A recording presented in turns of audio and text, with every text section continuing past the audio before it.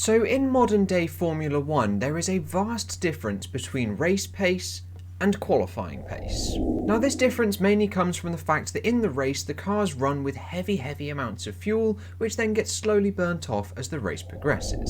In addition, in recent years we have had an awful lot of tyre preservation and also engine component preservation, which has meant the cars haven't been able to run at full capacity at full beans for the whole duration of the race. So as a result of all of these factors, the lap times in the race are usually considerably slower than those set in qualifying, when the cars are set up optimally for a lap time. But using telemetry, can we take a look at exactly where the cars actually lose their lap time from the race to qualifying? In this video, we're going to be taking a look at Charles Leclerc's 3 lap times that he set over the course of the Australian Grand Prix and qualifying. We'll be taking a look at the fastest lap time set in stint number 1, which was on lap 12, a 1 minute 23.325 on the medium compound of tyre, and this will be denoted by the red line in the 3-line comparison. We will then be taking a look at his fastest lap in stint number 2 on the hards on lap 58, a 1 minute 20.260. This will be represented by the black lines in the 3-line comparison. And then finally we'll be taking a look at his qualifying lap time, a 1 minute 17.868, set on the soft compound of tyre. This will be the green line. As we can see across the 3 lap times chosen for the 2022 Australian Grand Prix, there's roughly a 3-second time difference between the stint 1 fastest lap, the stint 2 fastest lap, and then the qualifying fast lap, all set on 3 different compound of tyre. But if I now just overlay each of those 3 lines, bearing in mind that the lap 12 fastest lap is in red, the lap 58 fastest lap is in black, and then the qualifying lap is in green, we can start to begin to see where the lap time is made. Each of the numbers in the white boxes roughly denotes each of the corners around the Australian Grand Prix. But for a better comparison, if we zoom into Sector 1, which is from the start-finish straight all the way down to the run to turn 6, we can take a better look at where the differences lie. But if we look at the speed trace at the top, which is in kilometers an hour, and take a look at the corner entry speed into turn number 1, we can see that Leclerc's qualifying pace was 314 kilometers an hour, 2 kilometers an hour faster than his lap 58 fastest lap, and then 29 kilometers an hour faster than his lap 12 fastest lap. Which, if we shimmy on down to the gear trace, we can actually see on lap number 12 he didn't even achieve 8th gear going down the main straight, so he wasn't maximising the engine performance. Then when we get to the apex of turn 1, and therefore the entry of turn 2, as they are very closely linked, we can see that qualifying carries around 20 kilometers an hour more speed than lap 58 at 161 kilometers an hour, and interestingly lap 12, which is 169, 8 kilometers an hour faster. And just shimmying down to the throttle trace, which is in a percentage, we can see the green throttle trace actually gets on the power much earlier than the 2 lap times in the race. So Leclerc is able to get the power down much earlier on the exit of the corners,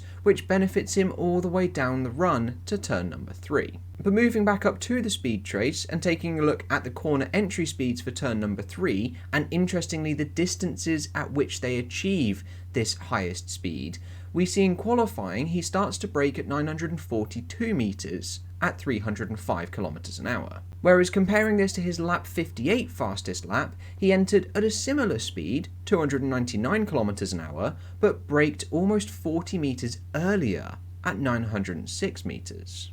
Whereas it was his lap 12 fast lap which braked in a similar place to qualifying, but he entered 30 kilometers an hour slower. We can then clearly see this difference on the throttle trace, where we see the black line dipping out of the throttle 40 meters earlier than the green and the red. We then see on the exit of turn 3 and the entry to turn 4 that Leclerc in qualifying is able to achieve full throttle much sooner than both lap 12 and lap 58, which means he's able to carry much more speed through the turn 3 and 4 complex and all the way down the run to turn number 6. Which is also evident through the large lift that has to be done on lap 12 and on lap 58 to go around the turn number 5. This is something that doesn't have to be done in qualifying and therefore carries much more speed down the straight to turn 6.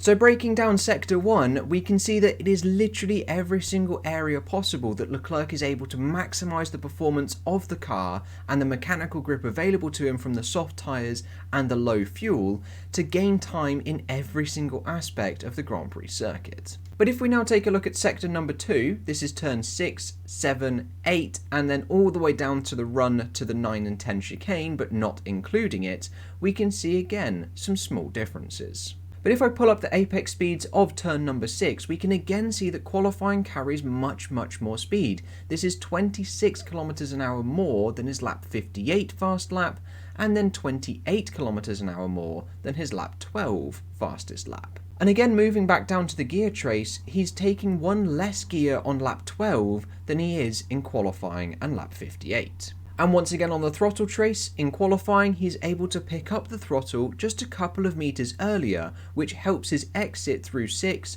and then into the flat out 7 and 8. However, what happens very interestingly is the lap 58 fastest lap actually overtakes the qualifying performance down the run to turn 9 and turn 10. Whereas by the time they hit their VMAX before hitting turn 9, it's actually the lap 58 fastest lap, which is now carrying 14 kilometers an hour more speed than in qualifying, and then 15 kilometers an hour more in lap 12. However, looking at the throttle trace just below, it is lap 58, the one that is carrying more speed into the chicane, that actually has to come off of the throttle and onto the brake earlier. Roughly 20 to 30 meters earlier than the lap time set in qualifying, and then it's somewhere in between for lap number 12. This means that in qualifying, even though he's entering with less speed, he is carrying more into the turn 9 and 10 chicane. And this just goes to show that carrying more speed down the straights and into the corners isn't always a good thing. So if we now take a look at sector number 3 and the run through the 9 and 10 chicane all the way down to turn 14 and the finish line, we can see some more differences opening up between the 3 lap times. As mentioned just before, the actual speed carried through 9 and 10 is more significant for his qualifying run, 250 kilometers an hour in the middle of the turn 9 and 10 chicane, 239, 11 kilometers an hour less for lap 58, and then 219, this is 31 kilometers an hour less than qualifying. And what we see down on the throttle trace is him picking up the throttle on lap 12 significantly later, which hampers his run all the way from the exit of the chicane down to turn 11. Where by the time they hit their VMAX before entering turn 11, we can again see a 24 km an hour speed difference between qualifying and lap number 12. But very interestingly, at the apex of 11, all 3 lap times slowed down to pretty much the same speed, within 2 km an hour of each other.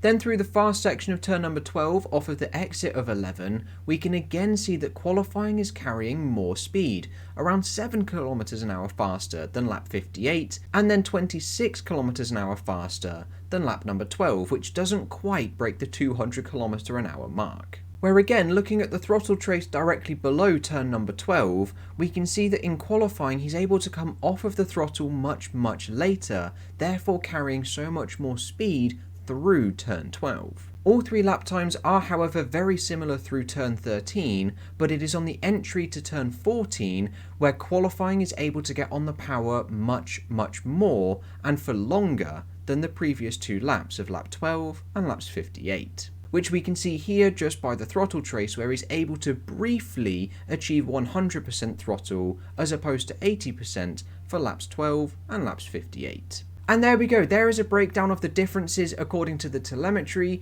from the race pace to qualifying pace. If you guys enjoy what I do here and feel like you want to support me financially in my content creation career, there are a few options available to you like Patreon, channel memberships, and also a PayPal donation link. Everything is all in the description down below. I do have to give a massive shout out to my 2 Patreon supporters, Sue Dawson and also Elliot Crosson, for their continued support over on Patreon. It is much appreciated. Thank you very much.